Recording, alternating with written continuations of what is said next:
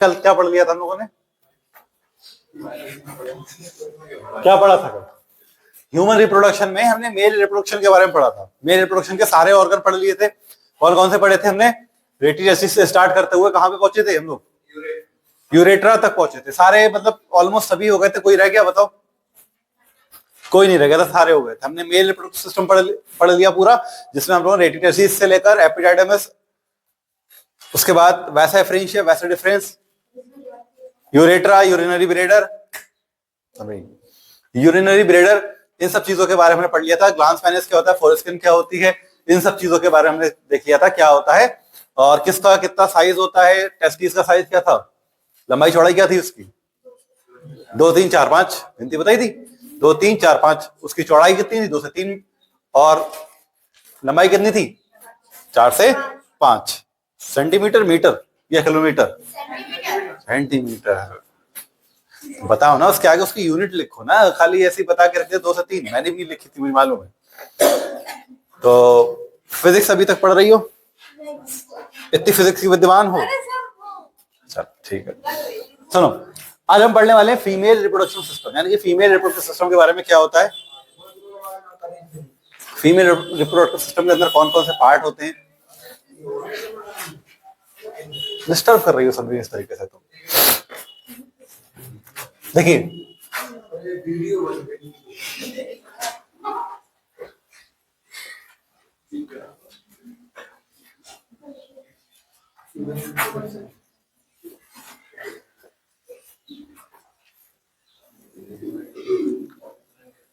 बताइए मुझे, अगर मैं एक डायग्राम बनाऊं फीमेल रिप्रोडक्टिव सिस्टम का, क्या आप उसकी लेबलिंग करवा सकते हो मेरे साथ? देखो, सबसे पहले जो फीमेल का जो रिप्रोडक्टिव सिस्टम होता है उसका कुछ इस प्रकार से स्ट्रक्चर होता है, बनाया था आप लोगों ने,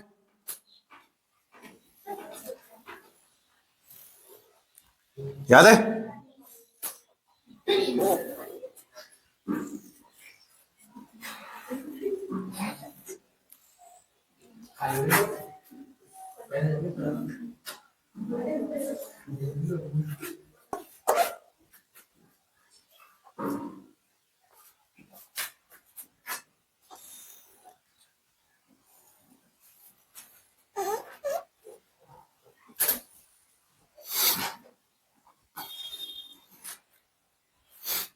देखिए, अगर हम इसकी बात करें,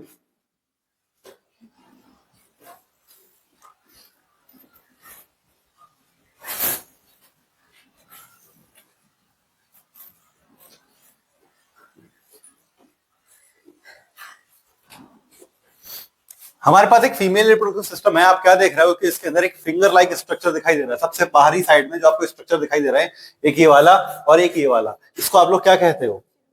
फिम्ब्रियाई। फिम्ब्रियाई किससे अटैच होती, किसको अटैच करे हुए रहती है?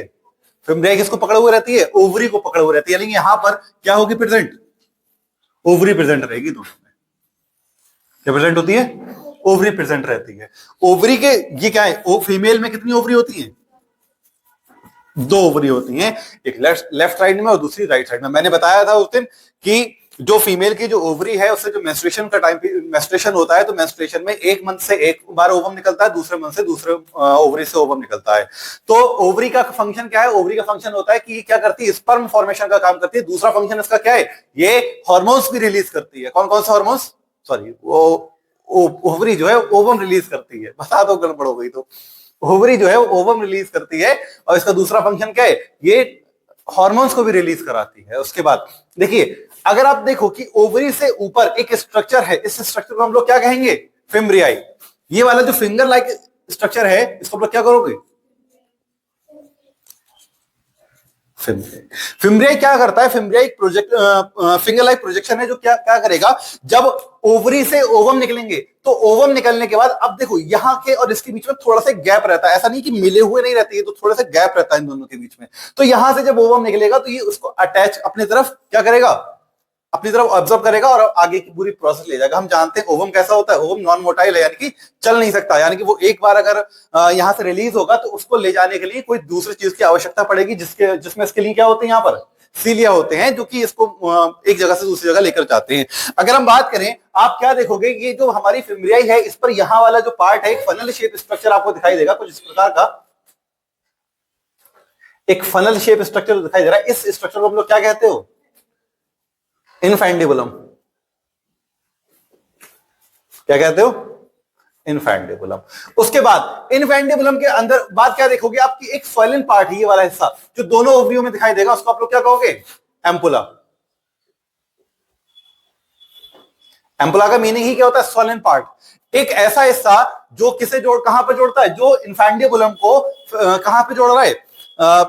फिम्ब्रियाई और इनफैंडिबुलम के बाद जो तीसरा हिस्सा आता है उसे हम लोग क्या कहते हैं? एम्पुला। एम्पुला के बाद जो चौथा हिस्सा आएगा, यहां वाला हिस्सा, इसको आप क्या कहोगे?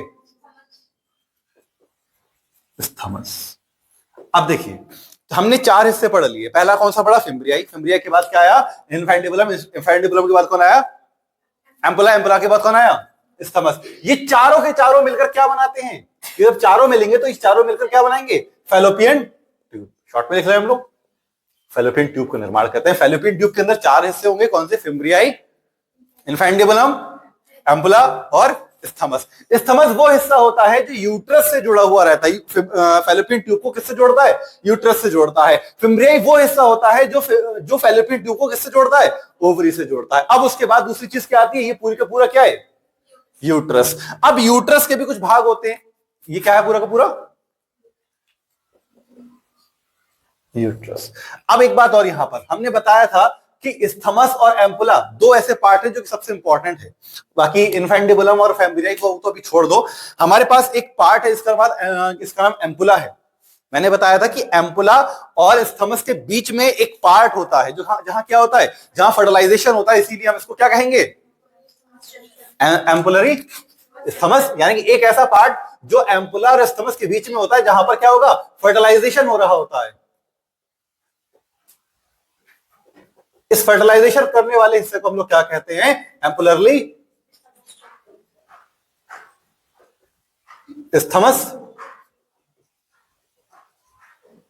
जंक्शन। यानी कि एक ऐसा हिस्सा, एक ऐसा पार्ट जो कि रिप्रोडक्शन के रिस्पॉन्सिबल होता है, जहां पर एक्चुअली में रिप्रोडक्शन होता है। अगर आपसे कोई पूछे कि रिप्रोडक्शन कहां होता है, और अक्सर ये क्वेश्चन आता भी है नीट में कि रिप्रोडक्शन की प्रोसेस कहां पे होती है, तो कहां पे होगी रिप्रोडक्शन प्रोसेस? एम्पुला और स्थमस के बीच में। और उस हिस्से को हम लोग क्या कहेंगे? एम्पुलरली स्थमस जंक्शन। ठीक। उसके बाद ये एक हिस्सा आया जिसको हम लोगों ने क्या कहा है? यूट्रस। अब यूट्रस के भी 3 हिस्से हैं। कौन कौन से?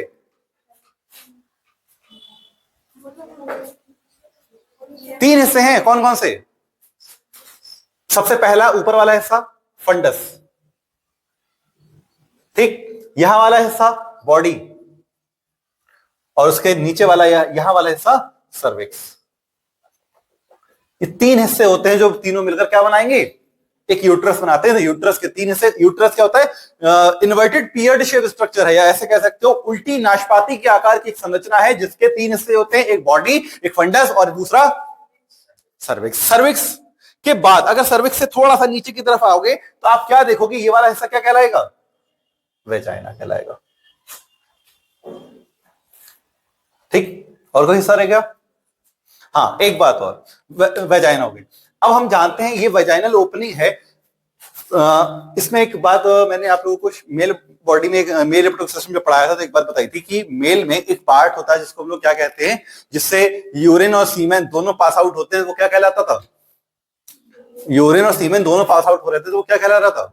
कल ही पढ़ाया है, यूरिनो जेनाइडल अपार्चर। यानी कि वहां पर क्या था? यूरिन और सीमेन दोनों के लिए कंबाइन पाथवे था। लेकिन यहां पर फीमेल बॉडी में जो ओवम होता है उसके रिलीज के लिए, या बर्थ कैनाल अलग होती है इसमें, और जो यूरिन का पास आउट जो पोर होता है वो अलग होता है। ये बर्थ कैनाल की हम बात कर रहे हैं। यहां पर क्या होता है? बर्थ कैनाल होती है, सर्वाइकल कैनाल भी कह सकते हो इसको। यहां पर एक कैनाल होती है जिसको आप किस नाम से जानते हो? बर्थ कैनाल, बर्थ कैनाल, या फिर इसी का दूसरा नाम भी क्या है? सर्वाइकल कैनाल, जहां से बेबी पास आउट होता है। जब प्रेगनेंसी के बाद जब डिलीवरी का टाइम आता है तो यहीं से बेबी बाहर निकलता है। देखिए दूसरी बात, अब यहां पर जब ओवम बन गया, ओवम बनने के बाद क्या होता है? ओवम के कुछ समय तक ठहरता है। ठहरने के बाद उसकी पूरे एक मेंस्ट्रुएशन साइकिल की पूरी एक साइकिल चलती है जिसमें वो समय तक बैठता है, इंतजार करता है, इंतजार करने पर इस पर नहीं मिलता है तो फीमेल बॉडी से बाहर आता है। ठीक, इतना बात समझते हो आप लोग? जब वो फीमेल बॉडी से बाहर आता है तो फीमेल बॉडी से जब बाहर आता है तो बहुत सारे ब्लड के साथ आता है। तो वो ब्लड आता कहां से है? तो यहां पर आप जिस ये वाला जिससे देखोगे बॉडी की ये वाली जो लेयर है ये 3 लेयर में डिवाइडेड रहती है। ये दोनों साइड की जो लेयर है 3 लेयर में बनी हुई होती है। कौन कौन सी वो लेयर होती है? एंडोमेट्रियम, मायोमेट्रियम और पेरीमेट्रियम। सबसे अंदर वाली जो लेयर होती है उसको हम लोग क्या कहते हैं? एंडोमेट्रियम। एंडोमेट्रियम। उसके बाद जो बीच में होती है उसको क्या कहोगे? मायोमेट्रियम। उसके बाद जो सबसे बाहर वाली लेयर होती है उसको हम लोग क्या कहते हैं? पेरीमेट्रियम। देखिए, जब रिप्रोडक्शन जब इनायत जब ओवम रिलीज होके यहां पर आता है तो वो क्या करता है? एंडोमेट्रियम को यहां पर तोड़ता है। ये जो वॉल दिखाई दे रही है, दीवार दिखाई दे रही है, इस दीवार को ये तोड़ना शुरू कर देता है और इस दीवार के जो टिश्यू टूटते हैं उसी टिश्यू की वजह से बहुत सारा ब्लड और टिश्यूज बाहर निकलते हैं और एंडोमेट्रियम हर मंथ में नहीं बनती है। ये इसकी खास बात है। मायोमेट्रियम और पेरीमेट्रियम जैसी जो होती हैं जैसी है वो वैसे के वैसे ही रहेंगी, लेकिन एंडोमेट्रियम की खास बात ये है कि क्योंकि ये मेंस्ट्रुएशन का टाइम या कह सकते हो मेंस्ट्रुअल पीरियड्स के दौरान ये क्या होती है? डिस्ट्रॉय हो जाती है, लेकिन नेक्स्ट मंथ हर मंथ ये नहीं बनती है। ठीक, और नहीं इतनी बात। चलिए एक बात बताइए, जैसे हमने मेल रिप्रोडक्टिव सिस्टम के अंदर पढ़ा था, सुनिए मेरी बात, जैसे हमने मेल रिप्रोडक्टिव सिस्टम के अंदर पढ़ा था कि इसमें कुछ एक्सेसरी ग्लैंड्स होती हैं, या कह सकते हो कुछ सेक्स एक्सेसरी या कह सकते हो प्राइमरी सेक्स ऑर्गन होते हैं, और दूसरे कौन से होते हैं? सेकेंडरी सेक्स ऑर्गन होते हैं।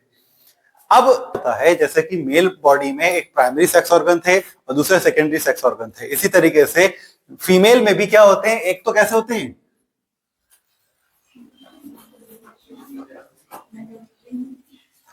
प्राइमरी सेक्स ऑर्गन होते हैं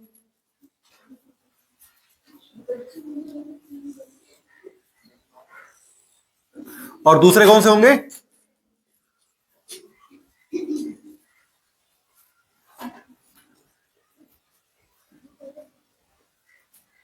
सेकेंडरी सेक्स ऑर्गन होते हैं। हाँ? अब सवाल ये आता है कौन कौन से सेक्स ऑर्गन प्राइमरी होते हैं, कौन कौन से सेकेंडरी होते हैं? कौन बताएगा प्राइमरी सेक्स ऑर्गन क्या है फीमेल बॉडी में? है ओवम ऑर्गन है, ओवरी क्या है? एक लौता ऑर्गन है इसमें प्राइमरी, कौन सा? ओवरी। ओवरी क्या करती है? Formation of ovum. और उसके अलावा बस इतना सा काम है इसका, कुछ दूसरा भी तो काम होगा? ओवम बनाना या गैमेट बनाना खाली काम थोड़ी ना है इसका। एक काम एक इंसान को दे दीजिएगा तो कैसे काम चलेगा? और भी एक आध काम होंगे इस इंसान के। इस ओवरी का एक तो काम है हमारे पास, क्या ओवम, क्या ओवम ऐसी बन जाएगा? क्या ओवम ऐसी बन जाएगा? कोई भी चीज बना रहे हो तो उसमें मिर्च मसाला नमक कुछ तो, धनिया पुदीना कुछ तो डालो, तो क्या पड़ेगा इसमें? हरा धनिया नहीं पड़ेगा, सेक्स हार्मोन्स पड़ेंगे। कौन कौन से होते हैं? कौन कौन से होते हैं?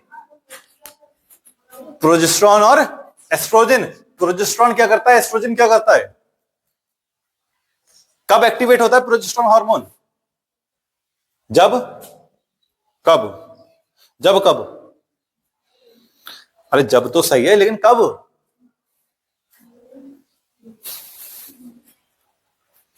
देखिए, इसके बाद अगर हम सेकेंडरी की बात करें, सेकेंडरी में 3 प्रकार के ऑर्गन पाए जाते हैं स्पेशली। एक होता है एक्सेसरी डक्ट्स,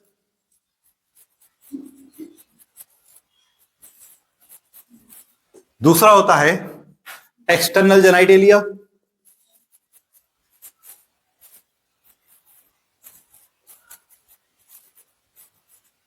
तीसरा होता है एक्सेसरी ग्लैंड्स।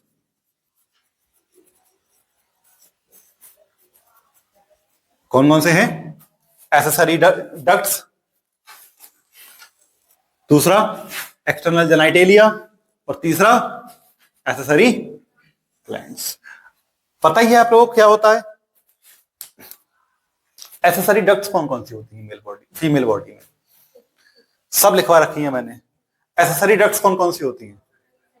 वासा डिफरेंशिया बेटा मेल फीमेल में कब से आ गई? वो तो फीमेल में थी, वो मेल में थी। यूट्रस, चलो एक यूट्रस हो गया, लेकिन शुरुआत से शुरू करो ना। फैलोपियन ट्यूब सबसे पहला आता है कौन?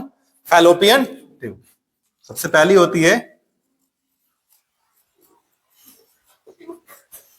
Tube, fallopian tube. उसके बाद ट्यूब के बाद या ओविडक्ट भी इसका दूसरा नाम क्या है? ओविडक्ट। उसके बाद दूसरा कौन सी आती है?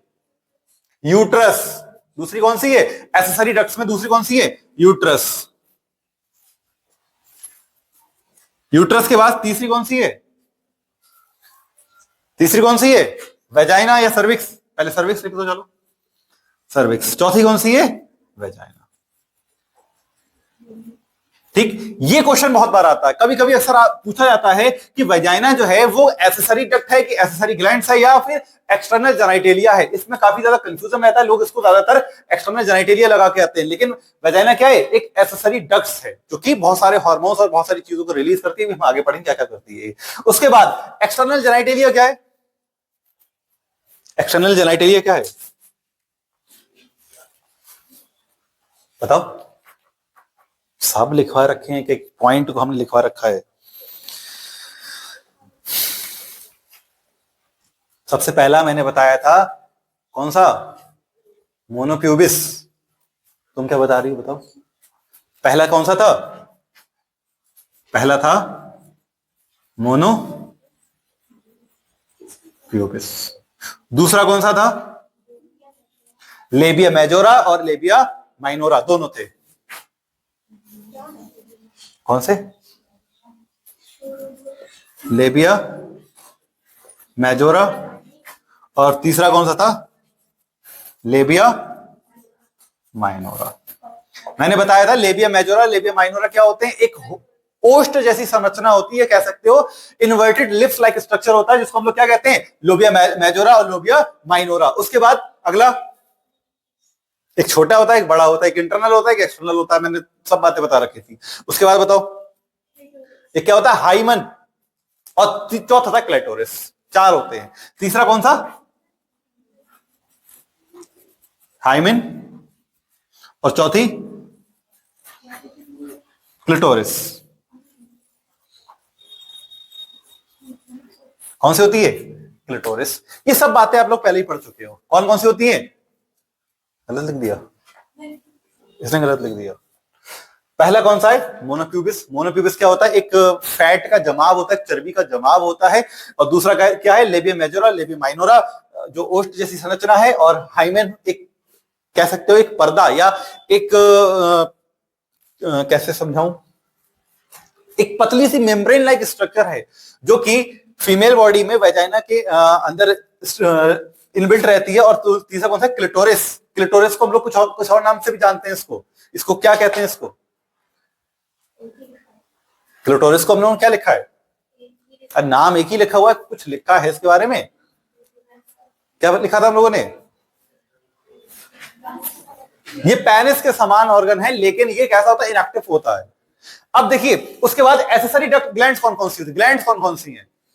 ग्लैंड्स तीन पाई जाती हैं। कौन कौन सी?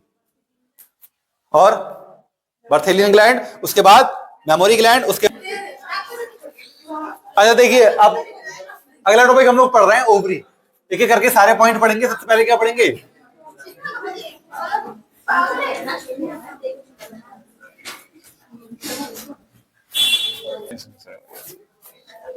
अगर हम बात करें ओवरी के बारे में, ओवरी क्या होती है और कहां लोकेटेड होती है, इसका फंक्शन क्या है? फंक्शन तो हम इसका पढ़ ही चुके हैं। क्या फंक्शन था इसका?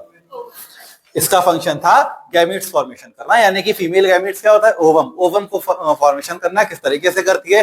इसमें हार्मोन्स होते हैं, सेक्स हार्मोन्स जिसको हम लोग कहते हैं। उसके बाद सबसे पहला सवाल ये आता है कि इसकी लोकेशन क्या है?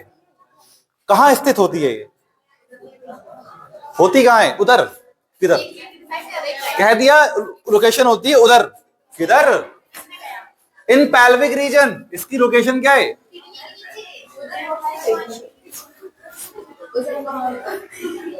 क्या इसकी?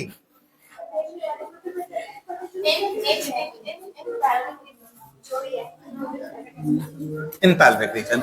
दूसरा क्वेश्चन, इसका साइज क्या होता है? इसका साइज क्या होता है? 2 से 4 सेंटीमीटर।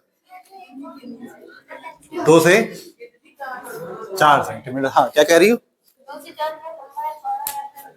पूरे की। उसके बाद ओवरी के अंदर एक चीज पाई जाती है जिसको हम लोग कहते हैं ओवेरियन स्ट्रोमा। क्या कहते हैं समरीन उसको? Ovarian stroma. एक चीज पाई जाती है उसको हम लोग क्या कहेंगे? Ovarian stroma. ठीक। ओवेरियन स्ट्रोमा के अंदर 2 चीजें पाई जाती हैं। एक होती है मेडुला, दूसरी चीज होती है कॉर्टेक्स। अभी समझ में आता है, कोई मत सुनते रहो मेरी बात। एक क्या होता है? मेडुला, दूसरा क्या होता है?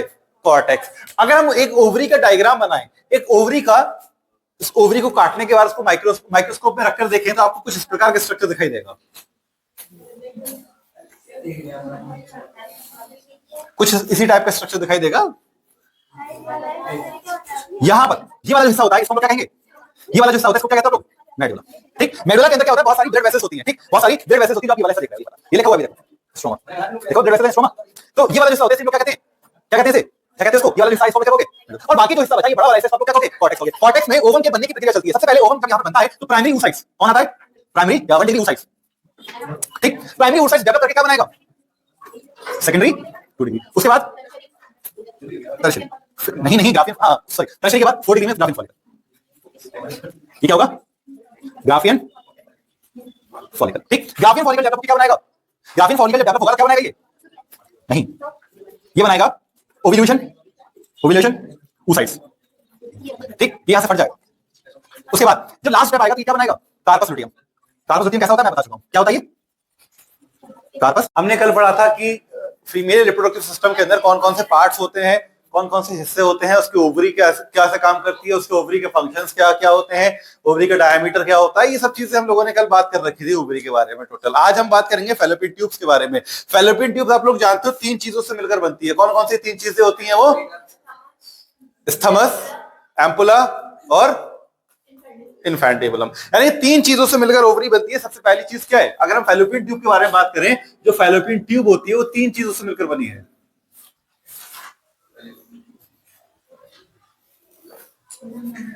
क्या क्या होती है? सबसे पहला होता है इन्फेंटेबुलम,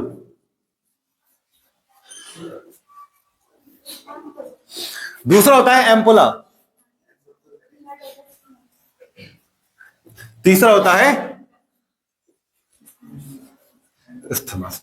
इन 3 चीजों से मिलकर क्या बनता है? एक हमारे फैलोपियन ट्यूब का निर्माण होता है जो 3 चीजों से मिलकर बनता है। एक होता है इन्फेंटेबुलम, दूसरा एम्पुला, तीसरा स्थमस। हम जानते हैं तीनों के चीजों के बारे में जानते हैं। हमने फैलोपियन ट्यूब बना रखी थी। फैलोपियन ट्यूब में जो फिंगर लाइक स्ट्रक्चर था, जो फिंगर्स के साथ, फिंगर के बाद जो फनल शेप स्ट्रक्चर था, वो क्या था? इन्फेंटेबुलम। यानी कि जो फनल शेप स्ट्रक्चर है, फनल शेप स्ट्रक्चर क्या कहलाता है? क्या कहलाएगा? इन्फेंटेबुलम। उसके बाद अगर हम बात करें इसको इन्फेंटेबुलम में सबसे पहली चीज हमने क्या पढ़ी? कैसा होता है? फनल शेप्ड होता है। उसके बाद दूसरी चीज इसके अंदर क्या होता है? फिंगर लाइक प्रोजेक्शन होता है। मैंने कल बताया था कि जो मान लीजिए ये इन्फेंटेबुलम है, इन्फेंटेबुलम एक कीप लाइक स्ट्रक्चर है। कीप जानते हैं ना, कुप्पी, उसकी तरह एक स्ट्रक्चर होता है। उसके बाद जो फिंगर लाइक प्रोजेक्शन है, जो उंगलियों के समान एक संरचना होती है, उसके ऊपर लगा हुआ रहता है। इसके नीचे क्या होता है? Finger like projection. Finger like projection. इस फिंगर लाइक प्रोजेक्शन को हम लोग क्या बोलते हैं? क्या बोलते हैं? फिम्ब्रियाई। ये क्या कहलाता है? Finger like projection, फिम्ब्रियाई।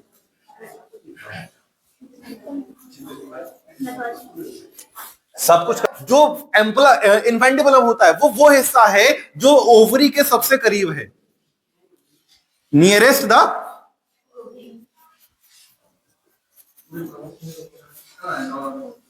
ठीक। दूसरी बात, अगर एम्पुला के बारे में बात करें, एम्पुला कैसा होता है? मैंने कल बताया था, एम्पुला थोड़ी सी स्वेलन पार्ट होता है, थोड़ा सा फूला हुआ हिस्सा है। उसके बाद आप एम्पुला कैसा? एक स्वेलन पार्ट है, एक थोड़ा सा फूला हुआ हिस्सा होता है। और एनसीईआरटी में आप लोगों को मैंने बताया था, दे रखा है कि एम्पुला के अंदर क्या होता है? एम्पुला के अंदर फर्टिलाइजेशन की प्रक्रिया होती है। लेकिन हम लोग जानते हैं एनसीईआरटी के अकॉर्डिंग बात करें तो एम्पुला में क्या होता है? फर्टिलाइजेशन। मैं बता रहा हूं, वही बता रहा हूं। एनसीईआरटी के अकॉर्डिंग फर्टिलाइजेशन कहाँ होता है? एम्पुला में। लेकिन वहीं पर अगर आप थोड़ा सा और पढ़ोगे उसकी एनसीईआरटी को, थोड़ा सा कोने में उन्होंने दे रखा है कि फर्टिलाइजेशन जो है वो कहाँ होगा? एम्पुला और स्थमस के बीच में होगा। उसे हम लोग क्या कहते हैं उस पॉइंट को? एम्पुलरली स्थमस जंक्शन, यानी कि वो हिस्सा जहां पर फर्टिलाइजेशन होता है उसको हम लोग क्या कहेंगे? एम्पुलरली स्थमस जंक्शन। उसके बाद लिख दूं,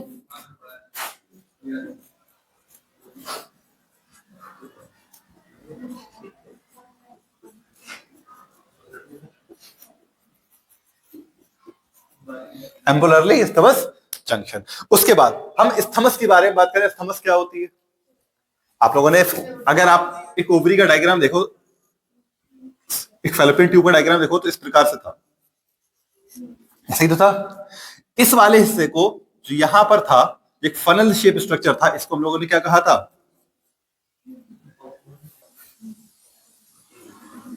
क्या नाम था इसका? इन्फेंटिबुलम। इन्फेंटिबुलम से जो नीचे की ओर फिंगर लाइक प्रोजेक्शन था, इसको हम लोग क्या बोलेंगे? फिम्ब्रियाई। ठीक। फिम्ब्रियाई के बाद यहां पर आप क्या देखोगे? एक स्वेलन पार्ट तक फूला हुआ हिस्सा होता है। इस फूले हुए हिस्से को आप लोग क्या कहते हो? एम्पुला। एम्पुला। उसके बाद वो वाला हिस्सा ये कहां मिलाएगा जाकर? कहां खुलता है जाकर? ये हिस्सा खुलता है यूट्रस में जाकर, यानी कि स्थमस वो हिस्सा है जो स्थमस के, सॉरी, यूट्रस के सबसे करीब होता है, यानी कि नियरेस्ट। किसके नियरेस्ट? यूट्रस के सबसे नियरेस्ट हिस्सा होता है। इस वाले हिस्से को हम लोग क्या कहेंगे? स्थमस।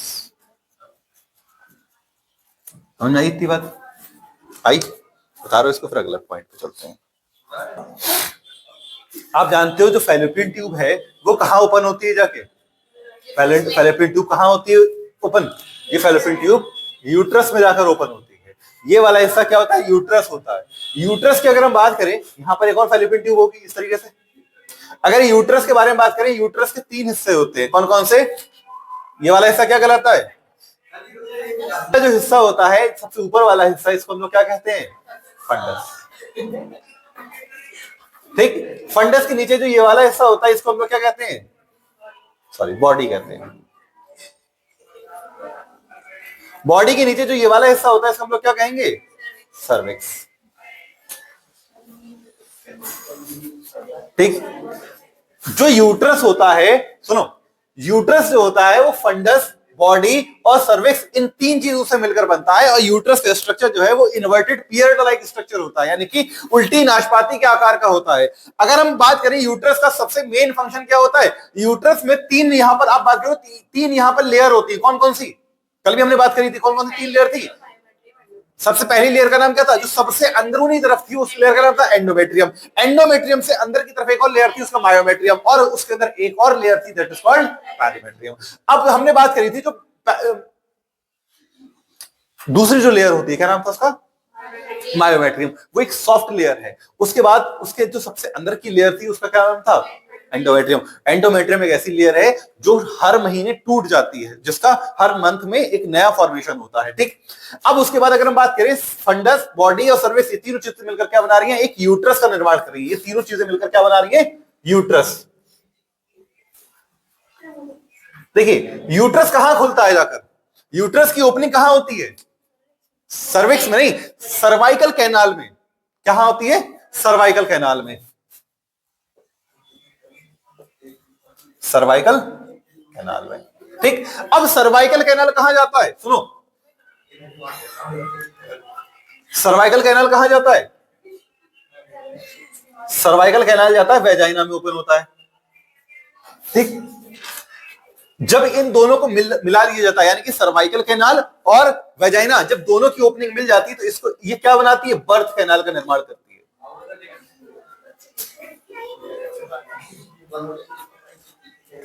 बर्थ कैनाल क्या होता है? बर्थ कैनाल बॉडी का वो हिस्सा है जहां से बेबी का जन्म होता है, या ऐसे कह सकते हो बर्थ कैनाल के द्वारा ही बेबी फीमेल के यूट्रस से बाहर आता है। अब फीमेल की ओवरी जो होती है वो इतनी ज्यादा एक्सपेंड हो सकती है। सुनो, ये पूरा हिस्सा किसके बारे में? ये हमने पूरी बात करी किसके बारे में थी? यूट्रस के बारे में थी। यूट्रस इन्वर्टेड पियर लाइक स्ट्रक्चर होता है, जिसका जो कहां ओपन होता है? सर्वाइकल कैनाल में। और सर्वाइकल कैनाल कहां ओपन होती है जाके? वेजाइना में। और वेजाइना कहां ओपन होती है जाकर? वजाइना और सर्वाइकल कैनाल क्या बनाती है दोनों मिलकर? बर्थ कैनाल बनाती है। और मैंने एक बात और पीछे भी बताई थी कि फीमेल में, जैसे कि मेल में होता है, मेल में यूरिन और स्पर्म का जो पाथ होता है वो सेम होता है, लेकिन फीमेल में ऐसा नहीं होता। फीमेल में कह सकते हो कि बर्थ कैनाल अलग होती है और यूरिन बोर अलग होता है। फीमेल में ये दोनों चीजें अलग अलग होती है। ये बात बहुत इंपॉर्टेंट है, मैंने बताई थी। उसके बाद अगर हम बात करें, इसके बाद जो हमने यूट्रस की बात क्या पढ़ा था? External genitalia. एक्सटर्नल जेनाइटेलिया कौन कौन से थे? मोनोप्यूबिस, लेबियम मेनोरा और लेबियम माइजोरा और क्लेटोरिस। ये चार ऐसी चीजें थी जो एक्सटर्नल जेनाइटेलिया थी। मोनोप्यूबिस क्या होता है? मोनोप्यूबिस एक फैट का जमाव है जो फीमेल बॉडी में पाया जाता है। उसके बाद क्या होता है? एक क्लिटोरिस है। क्लिटोरिस क्या होता है? मेल के पेनिस के समान एक संरचना होती है जो कि इनएक्टिव फॉर्म में होती है। उसके बाद लेबियम माइजोरा और लेबियम माइनोरा होता है जो कि दो ओस्ट लाइक स्ट्रक्चर होता है, एक इंटरनल होता है और दूसरा एक्सटर्नल होता है। ये तीन चीजें पाई जाती थी। बस आगे अगला टॉपिक आता है। उसके बाद हमने, अगर आपको याद हो हमने कुछ टॉपिक पढ़े थे। कौन कौन से वो टॉपिक थे? हमने पढ़ाया था कि फीमेल रिप्रोडक्टिव सिस्टम के अंदर समरीन कुछ चीजें पाई जाती हैं। मेरी बात सुनो, कुछ चीजें पाई जाती हैं जिसको हम लोग स्टार्टिंग में हमने क्या पढ़ा था? सबसे स्टार्टिंग में पहुंचो, क्या पढ़ाया था हमने? बताओ। सबसे स्टार्टिंग में फीमेल रिप्रोडक्शन स्टार्ट करा था, तब हमने क्या पढ़ाया था? बताओ। कौन कौन से थे? तीन। एसेसरी क्या? अरे नहीं, एसेसरी डक्ट्स पढ़ाई थी मैंने, एक्सेसरी ग्लैंड्स पढ़ाई थी मैंने, और एक्सटर्नल जेनाइटेलिया पढ़ाया था। एसेसरी डक्ट्स हमने सारी की सारी पढ़ ली, एक्सटर्नल जेनाइटेलिया पढ़ लिया हमने। एसेसरी डक्ट्स पढ़ी तो हमने उसमें फैलोपियन ट्यूब्स के बारे में पढ़ा। फैलोपियन ट्यूब्स क्या होती है, सर्विक्स क्या होता है, वेजाइना क्या होती है, यूट्रस क्या होता है, ये सारे के सारे क्या थे? एसेसरी डक्ट्स थी। उसके बाद अगर अगला टॉपिक हम पढ़े, अगला टॉपिक होता है हमारा एक्सटर्नल जेनाइटेलिया। एक्सटर्नल जेनाइटेलिया में हमने पढ़ लिया मोनोप्यूबिस, लेबियम मेजोरा, लेबियम माइनोरा और उसके बाद क्लिटोरिस। उसके बाद हमने, और हाइमन भी मैंने क्या बताया था? और हाँ, हाइमन के बाद हाइमन क्या होता है? एक मेम्ब्रेन लाइक स्ट्रक्चर होता है जो मे बी प्रेजेंट और नॉट, मतलब दोनों रूप में हो सकता है, प्रेजेंट भी हो सकता है और नहीं भी हो सकता है। ये दोनों चीजें पॉसिबल हैं इसमें। अब उसके बाद अगला टॉपिक आता है हमारा एसेसरी ग्लैंड्स। एसेसरी ग्लैंड्स पे हमें तीन ग्लैंड्स पढ़ ली थी, लेकिन एक ही इंपॉर्टेंट है, तीनों में नहीं पढ़नी। कौन कौन सी तीन ग्लैंड्स थी? Memory gland, Bartholin gland. सुनिए, हमने ये जो ग्लैंड पढ़नी थी उसमें ग्लैंड में सबसे इंपॉर्टेंट ग्लैंड कौन सी है? Memory gland. मेमोरी ग्लैंड के बारे में बात करें तो फीमेल में एक स्पेशल कैटेगरी पाई जाती है कि उस फीमेल में एक स्पेशल ग्लैंड पाई जाती है जिसे हम लोग मेमोरी ग्लैंड कहते हैं। मेमोरी ग्लैंड का फंक्शन क्या होता है? At the time of birth, जन्म के बाद, यानी कि जब बच्चे का जन्म होता है, डिलीवरी होती है, उसके बाद फीमेल बॉडी से एक हार्मोन रिलीज होता है, that is called oxytocin. Female body से एक हार्मोन रिलीज होता है ऑक्सीटोसिन। वो क्या करता है? ऑक्सीटोसिन फीमेल बॉडी में क्या बनाएगा? क्या बनाना स्टार्ट कर देगा? मिल्क फॉर्मेशन स्टार्ट कर देता है, जिसको हम लोग दूसरे एक और नाम से भी जानते हैं, जिसको मैजिक हार्मोन या फिर लव हार्मोन के नाम से भी जानते हैं। रीजन क्या है?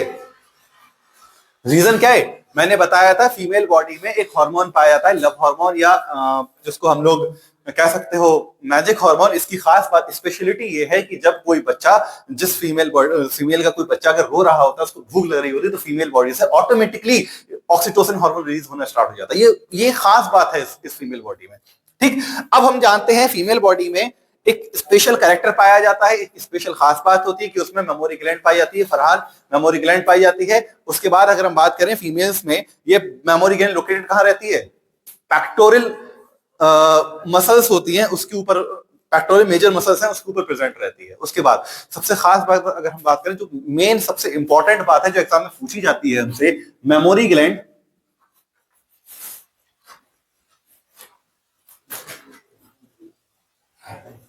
देखिए, मैंने बताया कि मेमोरी ग्लैंड क्या करती है? मिल्क सीक्रेशन करती है। ठीक है, मेमोरी ग्लैंड क्या करती है मनीष? मिल्क सीक्रेशन करती है। अब मिल्क सीक्रेशन करने के लिए इसके पास एक हार्मोन है, कौन सा है वो?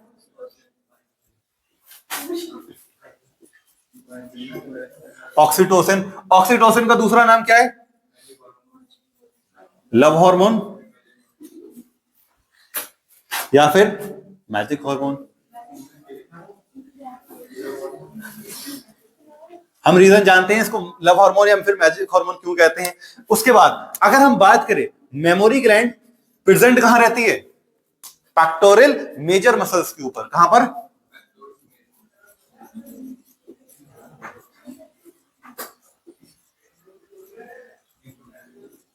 मसल्स के ऊपर, ठीक। अब उसके बाद एक खास बात यह है कि बताइए हमें, जो सबसे पहला मिल्क होता है फीमेल बॉडी में, जो सबसे पहला मिल्क बनता है या कुछ स्टार्टिंग के कुछ दिनों का जो मिल्क होता है आफ्टर डिलीवरी, उस मिल्क को हम लोग क्या कहते हैं,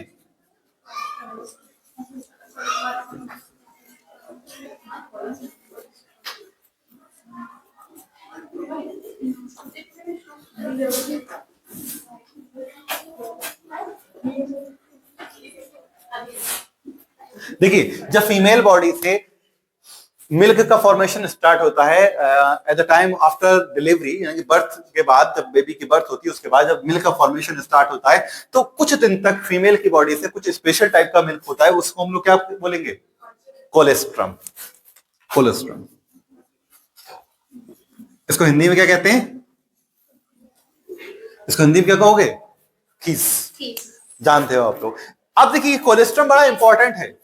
कोलेस्ट्रम जो है वो बहुत इंपॉर्टेंट है, क्यों, क्योंकि इसके अंदर एक स्पेशल एंटीबॉडी पाई जाती है, कौन सी, IgA, जो कि बच्चे के लिए बहुत ज्यादा इंपॉर्टेंट होती है। उसके बाद इसमें आयरन पाया जाता है और बहुत सारे एसेंशियल चीजें पाई जाती हैं जो बच्चे के लिए बहुत ज्यादा इंपॉर्टेंट है। उसके बाद फीमेल बॉडी में ये क्या होता है, बच्चे की ग्रोथ के लिए भी रिस्पॉन्सिबल होता है, बच्चे की ग्रोथ, क्योंकि बच्चे का जो मिल्क है फीमेल बॉडी में, वो बच्चे की ग्रोथ के लिए एक लौता सोर्स है। उसके बाद हाँ पूरे ही जाएंगे, सुनिए, देखिए एक मेमोरी, हम इसका डायग्राम बनाते हैं तो हम जानते हैं यहां पर क्या होता है, बहुत सारा फैट का जमाव होता है। ये क्या है, बहुत सारा फैट होता है, ठीक। फैट के बाद अगर हम इसके अंदर बात करें, कुछ इस टाइप के कुछ स्ट्रक्चर पाए जाते हैं ऐसे करके। ये कितने होते हैं, 20 तक पाए जा सकते हैं एक अभी हम बनाऊंगा, देखते जाना क्या क्या बना हुआ है। मेमोरी,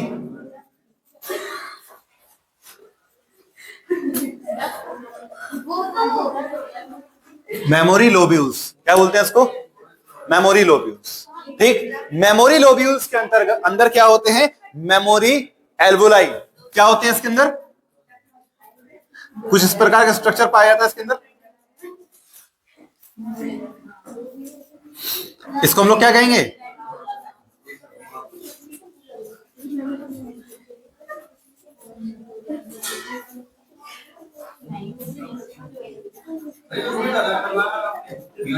क्या पाए जाते हैं, मेमोरी लोब्यूल्स। मेमोरी लोब्यूल्स के अंदर क्या पाया जाएगा, मेमोरी एल्वोलाई। ये जो पाए जा रहे हैं छोटे छोटे, इसको हम लोग क्या कहेंगे,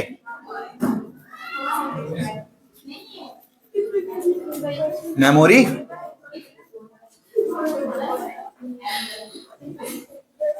एल्वोलाई। क्या बोलेंगे इसको, एल्वोलाई। एल्वोलाई की स्पेलिंग एल्वोलाई। और मेमोरी लोब्यूल्स की संख्या कितनी पाई जाती है, 20, लगभग 20 पाई जाती है, ठीक है। अब उसके बाद हम बात करेंगे, सुनो, अरे सुन लो, मेमोरी लोब्यूल्स, मेमोरी एल्वोलाई जो हैं वो एक डक्ट बनाते हैं। क्या बनाते हैं, एक डक्ट बनाते हैं, एक डक्ट बनाएंगे, वो यहां से थोड़ी सी फूली हुई रहेगी और ये सब बनाएंगे। क्या होता है, देखो आप क्या दिख रहे हो उसमें, जो मेमोरी एल्वोलाई है, वो मेमोरी एल्वोलाई आगे जाकर एक डक्ट बना रही है। इस डक्ट को हम लोग क्या कहेंगे, ये जो डक्ट बना रही है, इस डक्ट को हम लोग क्या कहेंगे, मेमोरी डक्ट। मेमोरी डक्ट, ठीक, मेमोरी डक्ट। मेमोरी डक्ट आप क्या देख रहे हो, मेमोरी डक्ट आगे जाकर कुछ हिस्सा इसका फूला हुआ है, ये वाला जो हिस्सा फूला हुआ है, इस वाले फूले हुए हिस्से को आप क्या कहोगे, मेमोरी एम्पुला। लिखा हुआ है बेटा, मैंने अभी देखा था। हाँ तो बात एक ही है, वो मेमोरी ग्लैंड पूरा इसके अंदर सब कुछ मैंने मेमोरी करके लिख दिया, बात एक ही है वो। मेमोरी एम्पुला, मेमोरी एम्पुला क्या करता है, एक फूला हुआ हिस्सा होता है जो ब्लड को स्टोर करके, सॉरी ब्लड को नहीं, मिल्क को स्टोर करके रखता है कुछ समय तक। उसके बाद जो मेमोरी डक्ट है उसके द्वारा ब्लड जो है वो सीक्रेट होकर कहा जाता है, मेमोरी एम्पुला तक जाता है, और मेमोरी एम्पुला में इसका स्टोरेज होता है, और बनता कहाँ है, मेमोरी लोब्यूल्स में।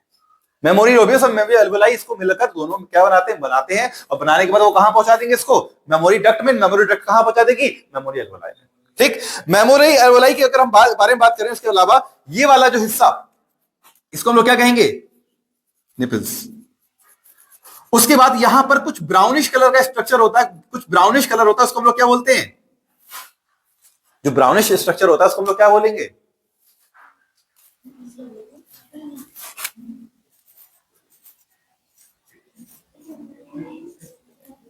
एराइला। ठीक, उसके बाद यहां पर ये जो डक्ट सारी आकर मिल रही हैं, इस वाले हिस्से को हम लोग क्या कहोगे, क्या कहोगे, क्या कहोगे, लैक्टिफेरस, लैक्टिफेरस डक्ट। इस वाले हिस्से को हम लोग क्या कहते हैं, लैक्टिफेरस फेरस डक्ट। यानी कि लैक्टिफेरस डक्ट्स के द्वारा ब्लड जो मिल्क जो है फीमेल बॉडी से बाहर निकलता है, बनता कहां पे है, मेमोरी लेब्यूल्स और मेमोरी अल्वेओलाई में, और मेमोरी अल्वेओलाई के बाद वो कहां जाता है, मेमोरी डक्ट में, और मेमोरी डक्ट के बाद कहां जाएगा, मेमोरी एम्बुला में। मेमोरी एम्बुला, एम्बुला का मतलब मैंने पीछे बताया था, फूला हुआ हिस्सा। तो ये फूला हुआ जो हिस्सा है वो क्या कहलाएगा, मेमोरी एम्बुला कहलाएगा। मेमोरी एम्बुला से फीमेल बॉडी से ब्लड कहां से बाहर निकल जाएगा, जो जिससे बाहर निकलता है उसे हम लोग क्या कहेंगे, लैक्टोफेरियस डक्ट कहते हैं। ठीक, उतारो इसका पाथवे क्या होता है। सुनो एक बात और सुन लो, अगर हम बात करें पाथवे और मिल्क के बारे में कि मिल्क कहां कहां से होता हुआ फिर कहां पहुंचता है, तो सबसे पहले मिल्क कहां आता है, मेमोरी एल्वेओलाई में। कहां आएगा, कहां आएगा सबसे पहले, मेमोरी एल्वेओलाई। उसके बाद मिल्क कहां पहुंचता है, मेमोरी डक्ट में। शॉर्ट में लिख दे रहा हूं मैं। ठीक, मेमोरी डक्ट के बाद कहां पहुंचेगा, मेमोरी एम्पुला में। ठीक, मेमोरी एम्पुला के बाद कहां पहुंचेगा, लैक्टोफेरस, कहां पहुंच रहा है, लैक्टोफेरस डक्ट में।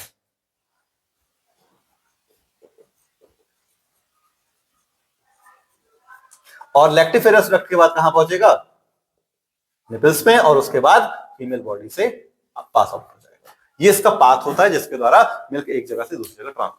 ह्यूमन रिप्रोडक्शन हम पढ़ रहे थे। ह्यूमन रिप्रोडक्शन में हम लोगों ने male reproductive system, female reproductive system दोनों को पढ़ लिया, दोनों के कौन कौन से पार्ट होते हैं, दोनों चीजों को पढ़ लिया।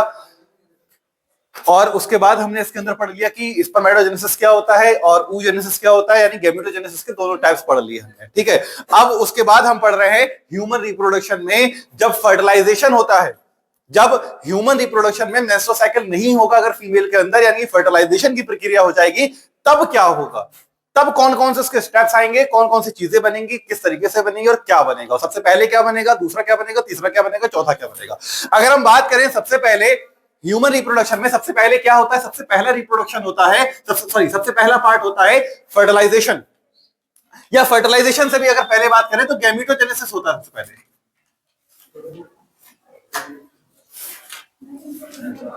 गैमेटोजेनेसिस एक ऐसी प्रक्रिया है जिसमें गैमीट्स का फॉर्मेशन होता है। ये दो प्रकार की होती है, कौन कौन सी, स्पर्मेटोजेनेसिस, अरे इधर सुन लो सारे लोग, दूसरी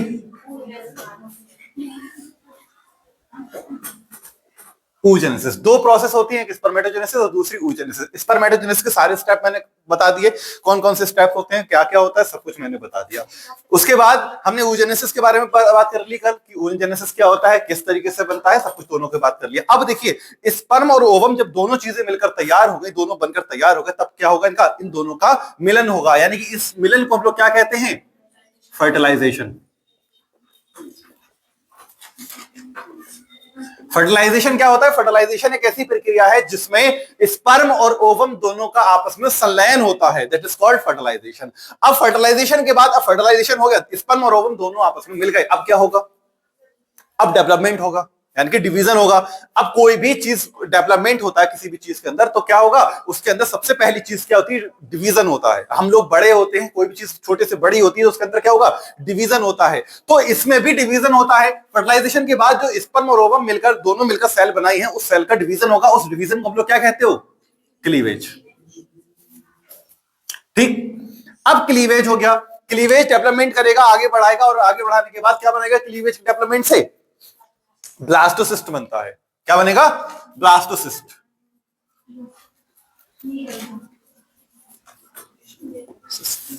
ब्लास्टोसिस्ट बन गया। अब ब्लास्टोसिस्ट आगे डेवलप करके क्या बनाएगा, ब्लास्टोसिस्ट डेवलप करके क्या बनाएगा आगे, ब्लास्टोसिस्ट और क्लीवेज के बीच में एक और स्टेज होती है, इसको मोरोला कहते हैं।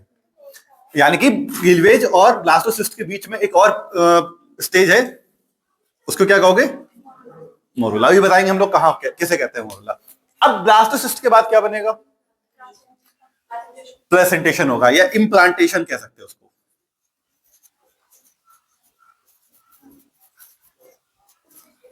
इम्प्लांटेशन कहते हैं उसको, मत देखो, वो मेरे ही समझ में आएगा, तुम लोग किसी समझ में नहीं आ रहा आपसे। इम्प्लांटेशन कहते हैं। इम्प्लांटेशन हो गया, उसके बाद क्या होगा, गैस्ट्रोला।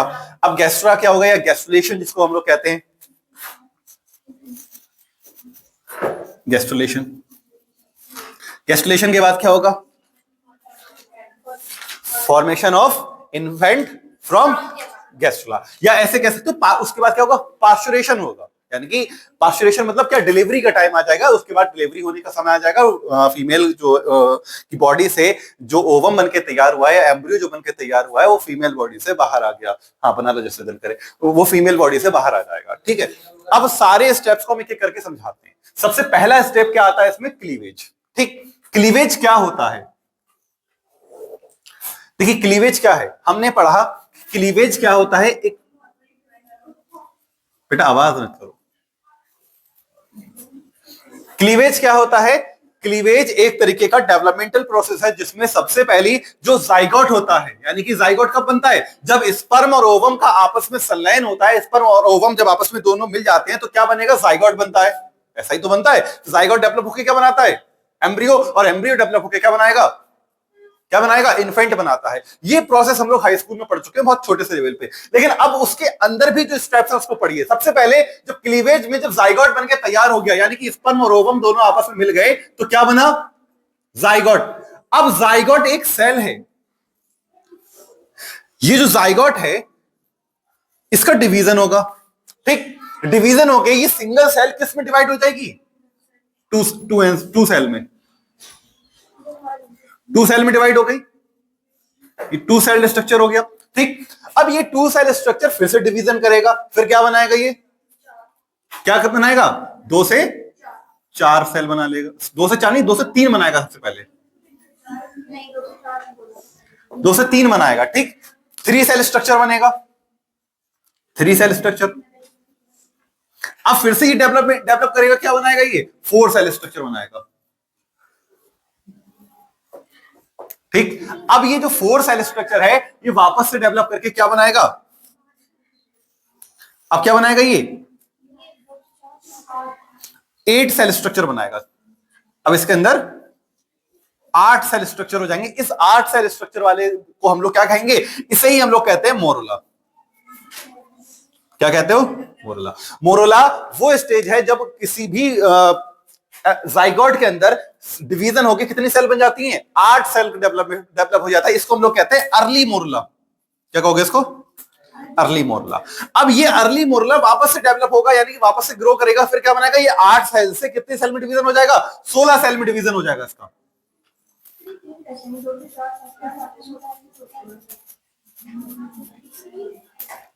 क्या बनाया, भी समझा दूंगा। क्या बनाया, 16 सेल में डिवाइड हो गया, और ये क्या बनाएगा, लेट मोरोला। ठीक, यहां पर कितनी सेल है, यहां पर कितनी सेल थी, 8 सेल थी, और यहां पर कितनी सेल थी, 16 सेल थी। अब ये 16 सेल वापस से डिवाइड हुई, फिर आगे डेवलप हुई। अब ये क्या बनाएंगी, अब ये वापस से 16 से 32 सेल में डिवाइड नहीं होंगी। अब ये किसमें होंगी डिवाइड, ये एक स्ट्रक्चर बनाएंगी, और उसी स्ट्रक्चर को हम लोग क्या कहते हैं, ब्लास्टोसिस्ट कहते हैं। ब्लास्टोसिस्ट में 2 लेयर बन जाएंगी, एक बाहरी लेयर होगी, एक आउटर लेयर होगी, और दूसरी इनर लेयर होगी। इसको जो सबसे बाहर लेयर होगी जिसे हम लोग इनर सेल मास कहेंगे, जिसको इनर सेल मास कहते हैं, उसका नाम, इसका सबसे बाहर वाली लेयर क्या है? Inner cell mass. इसको शॉर्ट में हम लोग आईसीएम भी कहा था, हम लोगों ने याद करिए आप लोग, क्या कहा था? आईसीएम कहा था। आईसीएम के अंदर एक और सेल होगी जिसको हम लोग क्या कहेंगे? यहां पर और कुछ सेलें होंगी जिसको आप लोग क्या नाम दोगे? ट्रोफोब्लास्ट। ट्रोफोब्लास्ट, ठीक। देखिए ट्रोफोब्लास्ट ये क्या नहीं लिखा हुआ है? क्यों ना लिखा हुआ है? मेरे सामने दिख रहा है आईसीएम, तो मुझे लिख लेना उसको। सुनो, अरे सुनो सुनो सुनो सुनो मेरी बात। यहां पर ये जो सेल बना, इनर मास सेल बना, और दूसरी सेल का क्या बनी? दूसरी सेल ट्रोपोब्लास्ट सेल बनी। इनर सेल मास क्या करता है? इनर सेल मास क्या करेगा? ये अटैच होने का, ये इम्प्लांटेशन में हेल्प करेगा। जब फीमेल की बॉडी में जब ये मैच्योर हो जाएगा और इसका इम्प्लांटेशन का काम करेगा, तो इम्प्लांटेशन किससे होता है? इनर सेल मास से। और बाकी जो ट्रोपोब्लास्ट बना, ट्रोपोब्लास्ट से क्या होगा? जो बॉडी होती है उसका, या एम्ब्रियो कह सकते हो, एम्ब्रियो का निर्माण होगा किससे? ट्रोफोब्लास्ट से। और इनर सेल मास से क्या होगा? ये निर्माण करेगा किसका? प्लासेंटा का। उतारोगे? मोरोला जो होता है कितना होता है? वो 8 से 16 सेल तक क्या कहलाएगा? मोरोला कहलाता है, ठीक। ये बात लिख लेना।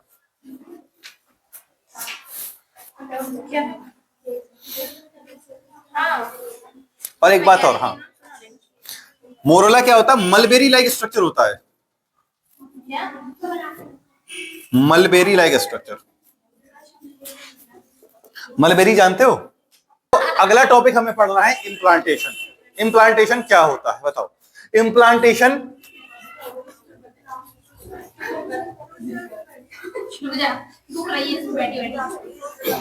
कैसी प्रक्रिया है जिसमें जो अभी तक हमारा ब्लास्टोसिस्ट बनकर तैयार हुआ है, वो क्या करेगा?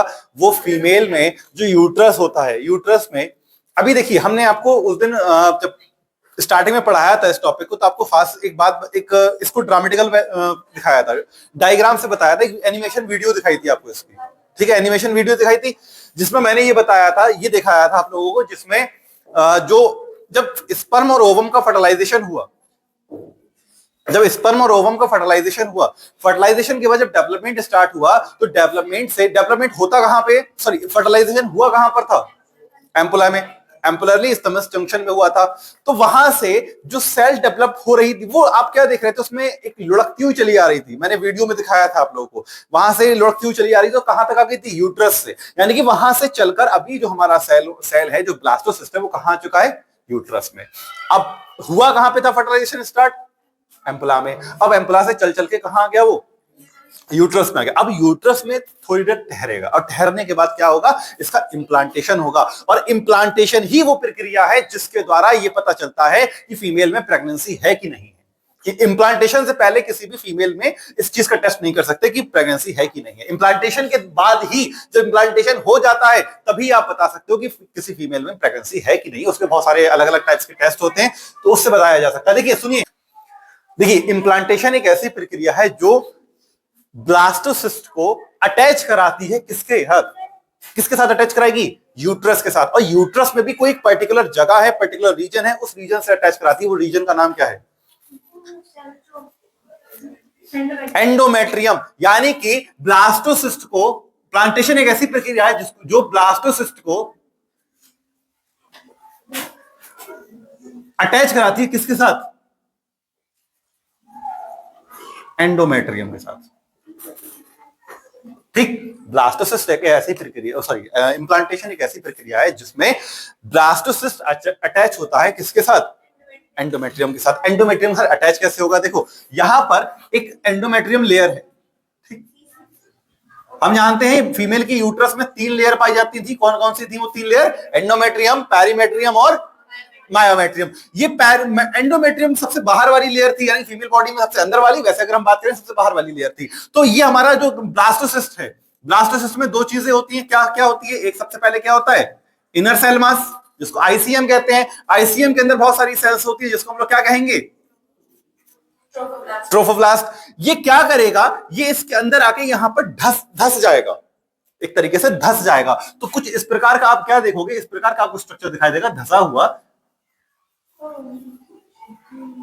धसा हुआ स्ट्रक्चर दिखाई देगा, यानी कि दो हिस्सों में बंट जाता है। फिर अंदर वाला जो हिस्सा है, इसके अंदर वाला जो हिस्सा है जिसको हम लोग आईसीएम कर रहे हैं, इनर सेल मास कर रहे हैं, वो इनर सेल मास प्लेसेंटा का निर्माण करेगा। और जो बाहर वाला हिस्सा है जिसको हम लोग क्या कह रहे हैं, ट्रोपोब्लास्ट, ट्रोपोब्लास्ट क्या करेगा, जो बॉडी होगी यानी कि या कह सकते हो एम्ब्रियो होगा, उसका डेवलपमेंट स्टार्ट कर देगा। ठीक, अब इसके बाद अगर हम थोड़ा सा और आगे चले, हम इसको पहला स्टेप होता है क्या, यूट्रस में, फीमेल बॉडी में यूट्रस में जाकर पहुंच चुका है कौन, ब्लास्टोसिस्ट। ब्लास्टोसिस्ट जो है वो यूट्रस की कौन सी लेयर में, एंडोमेट्रियम में धस गया है जाकर। ठीक, अब उसके अंदर और डेवलपमेंट होंगे, तो जिसमें सबसे पहला डेवलपमेंट होता है that is called gastrulation. Gastrulation में अगला स्टेप था हमारा, आप लोग पढ़ चुके हो क्या होता है गैस्ट्रुलेशन में। गैस्ट्रुलेशन कुछ भी नहीं है, गैस्ट्रुलेशन बहुत छोटी सी बात है। गैस्ट्रुलेशन के अंदर 3 लेयर कह सकते हो कि इसमें 3 स्तरीय डेवलपमेंट होता है, 3 लेयर डेवलपमेंट होता है केवल। अब 3 लेयर डेवलपमेंट क्या है, आप लोग जानते हो कि ह्यूमन जितने भी होते हैं वो ट्रिप्लोप्लास्टिक होते हैं। जितने भी ह्यूमंस हैं सब के सब कैसे, ट्रिप्लोप्लास्टिक, यानी कि हम सब लोग 3 लेयर से मिलकर बने हुए। तुम लोगों की आवाज आ रही है, 3 लेयर से मिलकर बने हुए हैं। वो 3 लेयर कौन कौन सी हैं, 3 लेयर कौन कौन सी है, एंडोडर्म, मेसोडर्म और एक्टोडर्म। 3 लेयर होती हैं, सबको मैंने बताया था आप लोगों को। सबसे पहले कौन सी लेयर आती है, सबसे पहले कौन सी लेयर आती है, एंडोडर्म। दूसरी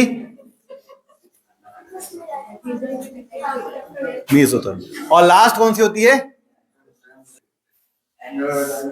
एंडोडर्म। वो लेयर है जो बॉडी में सबसे बाहरी तरफ होती है, नहीं सॉरी सबसे अंदर की तरफ होती है, इनर मोस्ट होती है, जो ये मिडिल होती है यानी कि बीच में, और ये आउटर मोस्ट लेयर होती है, यानी सबसे बाहरी लेयर जो है उसको हम लोग क्या कहेंगे, सबसे बाहरी लेयर को हम लोग क्या कहते हैं, एक्टोडर्म कहते हैं। ठीक है, किसको,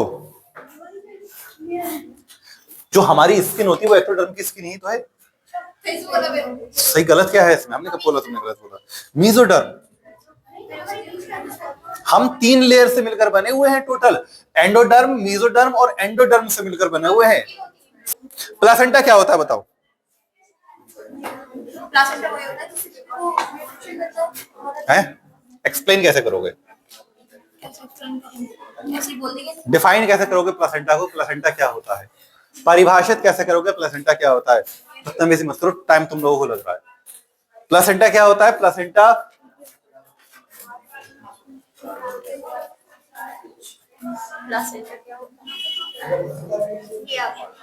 अमन है। प्लासेंटा क्या होता है, प्लासेंटा एक ऐसी अवस्था है जो मदर और फीटस के बीच में एक कनेक्शन बनाती है, मदर और फीटस के बीच में एक कनेक्शन को बनाती है, जिसके द्वारा मदर जो कुछ भी खाएगी या पिएगी उससे जो प्राप्त न्यूट्रिएंट्स होंगे वो बेबी को या फीटस को प्राप्त होंगे।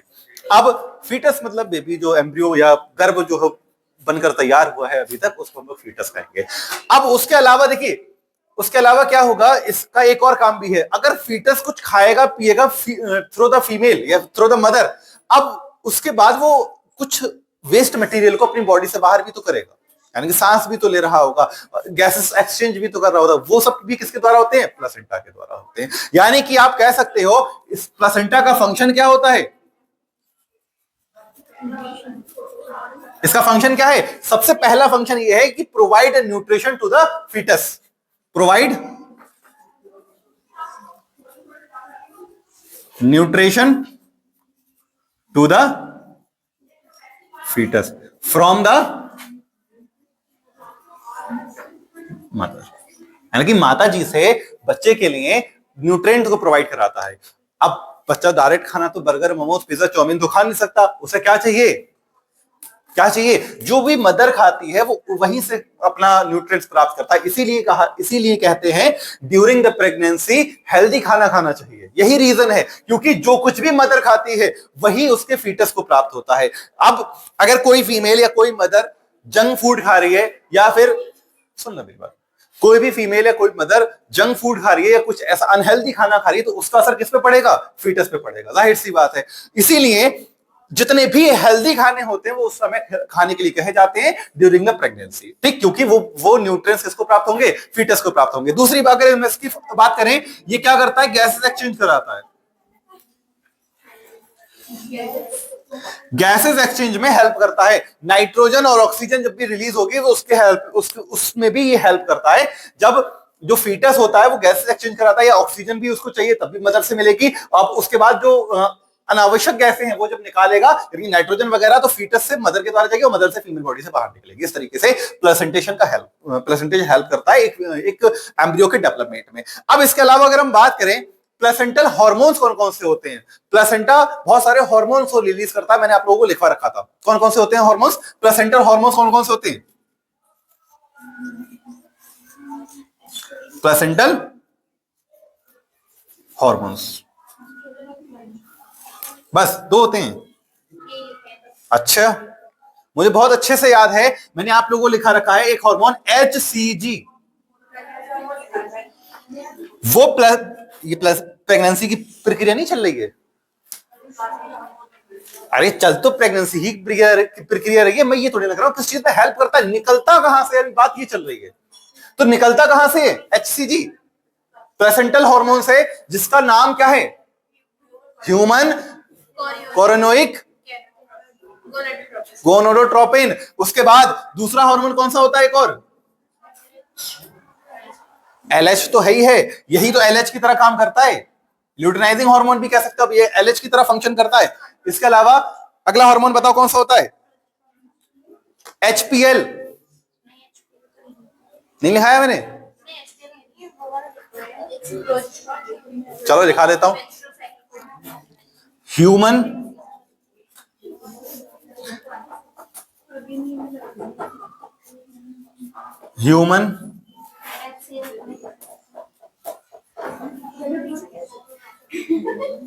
प्लेसेंटल लैक्टोजिन, ये मिल्क के सिक्रेशन में हेल्प करता है, मिल्क सिंथेसिस में, दुग्ध के स्त्रावण में हेल्प करता है, कौन कौन, HPL। उसके बाद उसके अलावा कुछ और हार्मोन भी होते हैं जैसे कि एस्ट्रोजन, उसके अलावा प्रोजेस्टेरोन, इस तरीके के कुछ और हार्मोन्स भी होते हैं जो कि प्लेसेंटल हार्मोन्स होते हैं और ये हेल्प करते हैं। इसके अलावा एक हार्मोन जो कि बहुत इंपॉर्टेंट है, कोई नाम बताएगा उसका, प्लेसेंटा के द्वारा ही रिलीज होता है, जो कि बहुत इंपॉर्टेंट है, that is called relaxin hormone.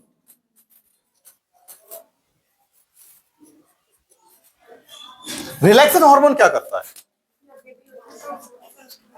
Relaxin hormone क्या करेगा, at the time of birth female क्या जो कह सकते हो वजाइनल कैविटी है या बर्थ कैनाल है उसको एक्सटेंड करने का कार्य करता है, कौन, relaxin hormone. Relaxin hormone female की बॉडी से डिलीवरी के टाइम पर निकलता है, और ये किस चीज में हेल्प करता है, जब कह सकते हो कि जब डिलीवरी का टाइम आता है, या कह सकते हो जब पार्चुरेशन हो रहा होता है उस समय रिलैक्सिन हार्मोन रिलीज होगा, और फीमेल बॉडी में जो वेजाइनल कैविटी है या फिर कह सकते हो बर्थ कैनाल है उसको रिलैक्स कराता है, उसको उसकी जो मसल्स है उसको स्ट्रेच करा देता है, ताकि जो एम्ब्रियो या फीटस है वो आसानी से बाहर आ सके।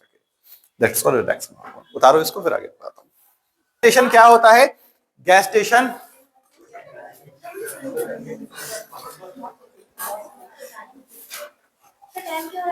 गैस्टेशन एक ऐसी प्रक्रिया है जिसमें जब फीटस बनकर तैयार हो जाता है, और इसको 9 महीने का टाइम पीरियड भी कह सकते हो, इसमें 9 महीने का टाइम पीरियड लगता है। इसको हो सकता है मैंने आपके उस नोट्स में किसी और नाम से लिखवा रखा हो, चेक कर लेना, ये 9 महीने का टाइम पीरियड है, और यानी कि ये 9 मंथ का टाइम पीरियड होता है। अभी बता दूंगा, जरूरी तुम्हें वीडियो में बोलना।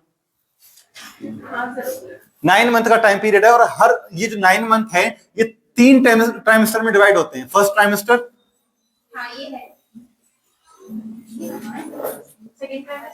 Second trimester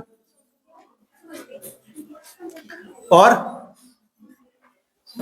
third trimester. हर ट्राइमेस्टर 3-3 मंथ का होता है ना, हर ट्राइमेस्टर में 3-3 मंथ होते हैं, यानी कि पहले से तीसरे मंथ तक का जो टाइम पीरियड होता है उसको फर्स्ट ट्राइमेस्टर कहते हैं, और चौथे से लेकर छठे तक जो ट्राइमेस्टर होता है that is called second trimester, और 7वें से लेकर 9वें तक का जो टाइम पीरियड होता है that is called third trimester, और थर्ड ट्राइमेस्टर के बाद प्रेगनेंसी, क्योंकि टाइम पीरियड पूरा हो जाता है, डिलीवरी हो जाती है उसके बाद। ठीक है, अगर हम एलिफेंट में बात करें, ये ट्राइमेस्टर बहुत लंबा चलता है। एलिफेंट में लगभग 18 महीने की प्रेगनेंसी टाइम पीरियड होता है। एलिफेंट में ज्यादा है, कुत्तों में थोड़ा कम होता है, उसमें शायद मेरे ख्याल से तकरीबन 4-5 महीने का समथिंग होता है।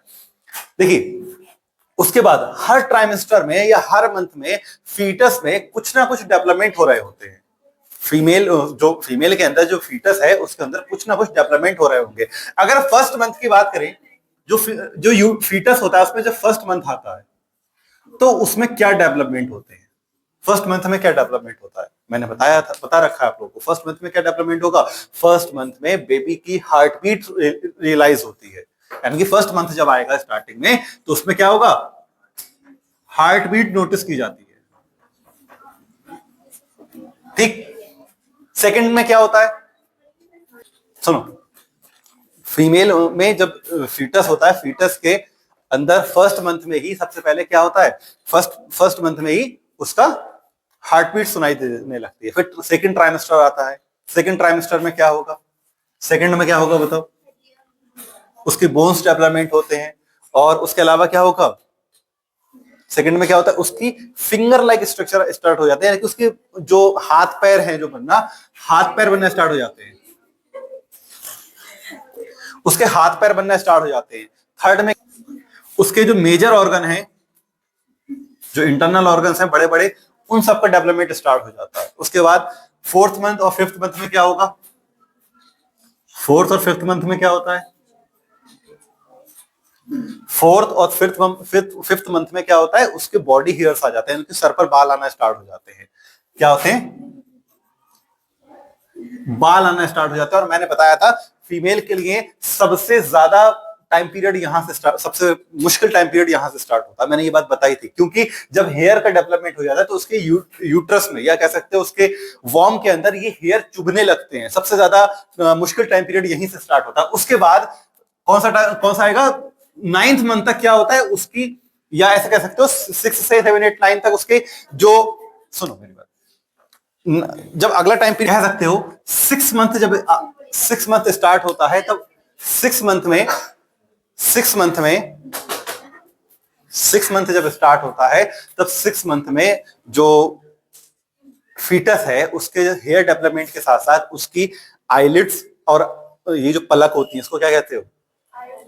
और ऊपर आईब्रोज और ये सब चीजें स्टार्ट हो जाती है, क्योंकि उसे पता है कि जब वो पैदा होगा उसे मेकअप करना है, इसलिए उसके बॉडी में आईलिड्स और आईब्रो, उसे पता है कि आईब्रो बनवानी है जाके मुझे। तो ये सब चीजों का डेवलपमेंट स्टार्ट हो जाता है 6 मंथ से। और फिर 9th मंथ आता है। 9th मंथ में रेडी, अब सही है? 9th मंथ में क्या होगा? 9th मंथ में जो बेबी होगा वो रेडी टू डिलीवरी, मतलब अब जो है वो पैदा होने के लिए बिल्कुल तैयार है। उसको जहां जहां जो जो मेकअप करना था उसने सारे ऑर्गन बना लिए। आईब्रो बनवानी थी, उसने आईब्रो बनवा ली। बाल कटवाने थे, उसने बालों के डिजाइन बनवा ली। फिंगर में नाखून का स्ट्रक्चर बनवाना था, उसने नाखून बनवा लिए। मतलब जो जो स्ट्रक्चर उसे चाहिए था बाहर निकलने के बाद मेकअप करने के लिए, वो सारे प्रोडक्ट उसने अपने बना लिए। अब वो क्या है? Ready to delivery.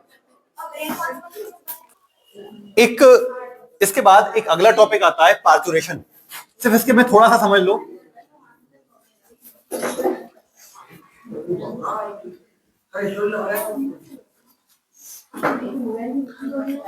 इसके बाद एक टॉपिक आता है पार्चुरेशन।